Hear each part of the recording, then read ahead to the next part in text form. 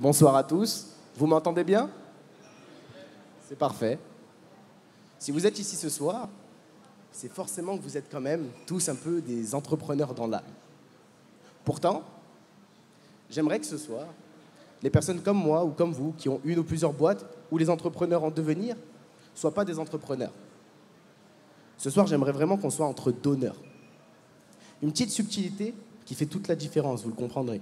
Du coup, pour ce talk, j'ai décidé de vous donner du cœur, du savoir, de l'expertise, de l'expérience. Bref, vous donner de la valeur et apparemment plutôt pas mal d'adjectifs. Pour faire simple, ce soir, on va parler d'un sujet qui nous concerne tous autant que nous sommes.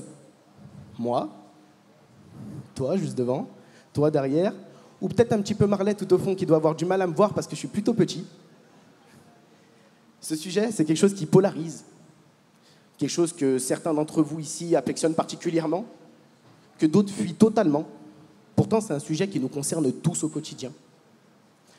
Qu'on pitch un projet, qu'on ait une idée, qu'on vende un service, qu'on vende un produit, qu'on vende notre marque ou nous-mêmes, c'est une obligation.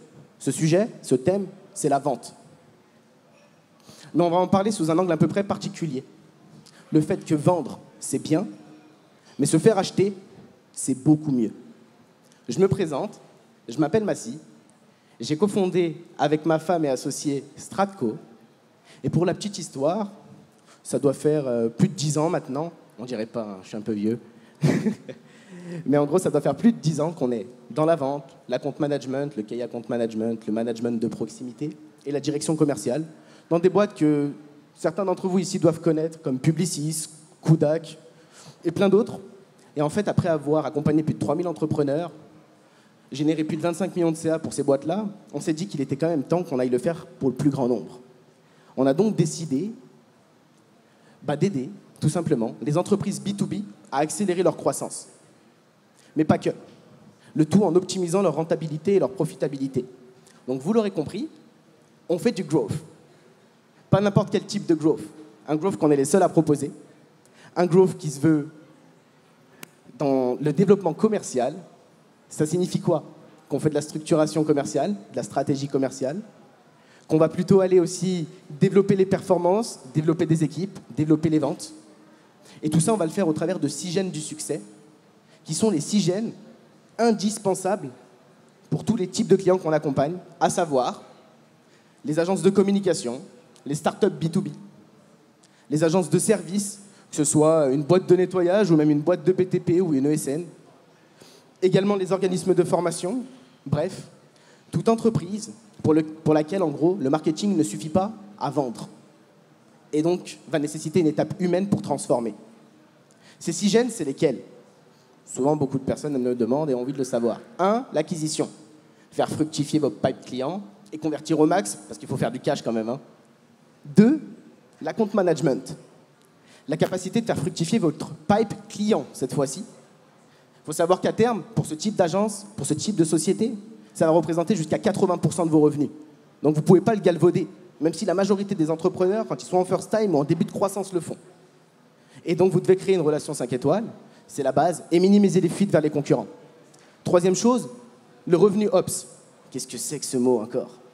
C'est du Sales Ops, de l'account management Ops ou du Customer Success Ops, et puis du marketing commercial Ops. En gros, c'est la machine qui permet la scalabilité d'un modèle avec de l'humain, pour simplifier. 4, les offres commerciales, être irrésistible tout au long du cycle de vie de votre prospect ou de votre client. 5, la finance, bâtir des croissances saines, pérennes et profitables. Et le dernier point, le management. Parce que tout simplement, il faut une bonne organisation, une bonne culture, un bon brand pour avoir un épanouissement des talents, faire fructifier et libérer le plein potentiel des collaborateurs, et surtout, limiter le turnover parce que ça coûte très très très cher. Donc voilà, vous l'aurez compris, la vente, c'est ma vie, c'est aussi votre vie, que vous le vouliez ou non. Et ce soir, on est plutôt bien placé pour vous en parler. Alors avant de vous dire comment on fait pour se faire acheter correctement, on va d'abord poser les bases et parler du pourquoi se faire acheter est plus grand que vendre. Se faire acheter, tout d'abord, c'est une question de psychologie. Et vous allez comprendre le petit parallèle avec le don en début du pitch. Psychologiquement, quand on vend, on est un peu dans le forcing. On est dans l'opposition, c'est fatigant, c'est éreintant.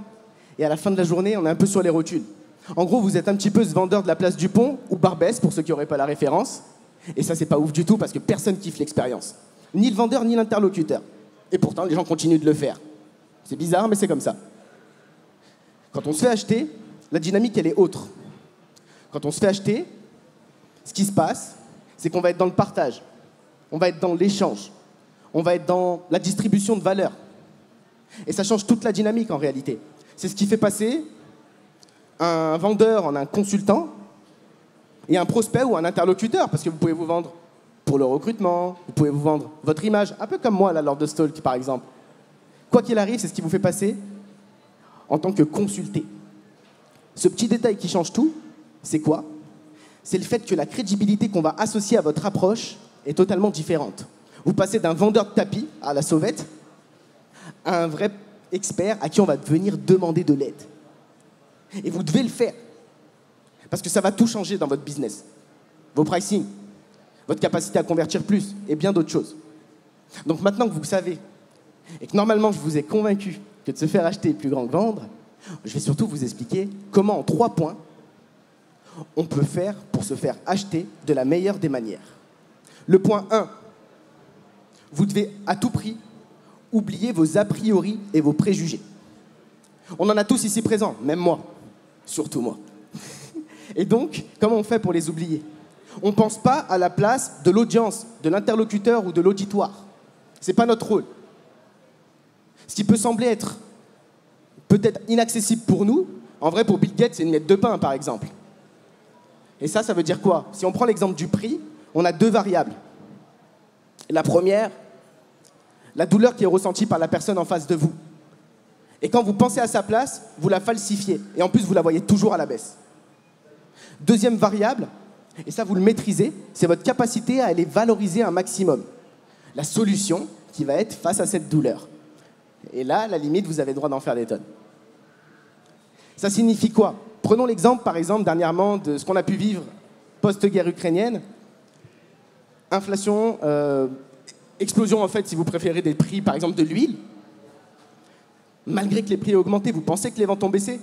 Pas du tout. Tout simplement pourquoi? Parce que la peur des consommateurs de ne plus disposer d'huile était plus importante que l'élévation des prix. C'est toujours une question de valeur perçue versus la valeur distribuée. Comme ça, quand je vous le dis, c'est facile. Et je sais que quand on a la tête dans le guidon, c'est beaucoup plus compliqué. Mais c'est super important de l'avoir et de le garder en tête. Deuxième chose, prenons un exemple, si on remonte un tout petit peu plus en arrière. Pendant le Covid, il y a eu une crise assez folle. Il y a quand même des gens qui se sont battus pour du papier toilette. Je ne sais pas si vous vous en souvenez. Alors je vous en conjure, ne vous battez pas pour du papier toilette si ça se repasse, s'il vous plaît. Mais c'est arrivé.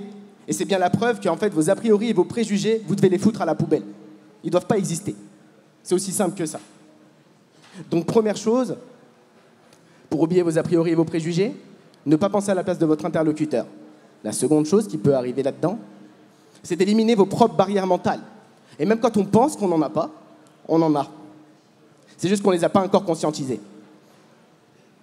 On a tous un peu ce petit truc, vous savez, parfois on va acheter quelque chose et on se dit, celui-là, je le sens pas.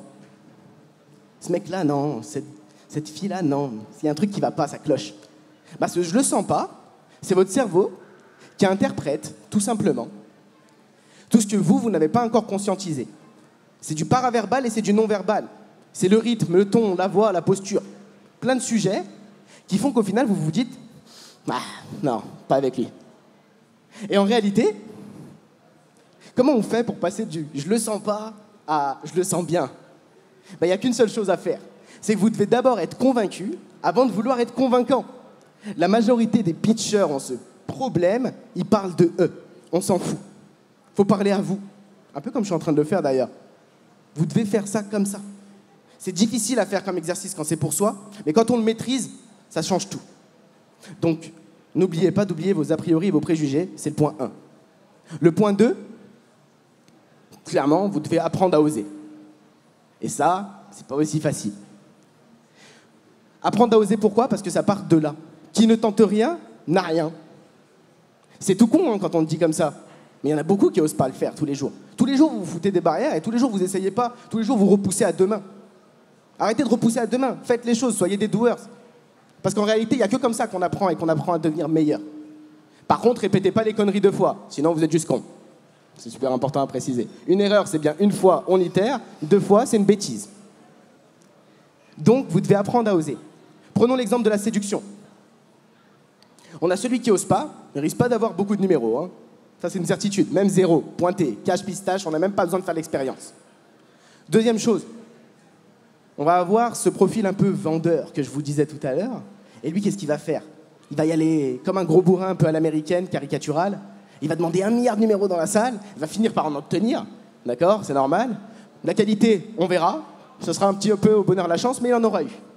Et puis quand on veut se faire acheter, on doit faire autre chose.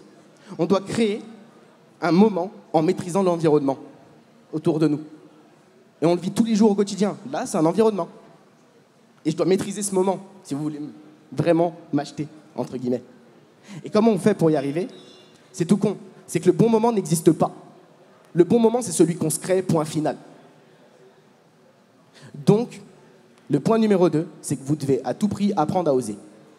Dernier point, et après vous serez tous des stars, et je serai super content d'avoir talké ce soir. Ça va être très simple. On ne vous achète pas, vous ou votre marque, avant...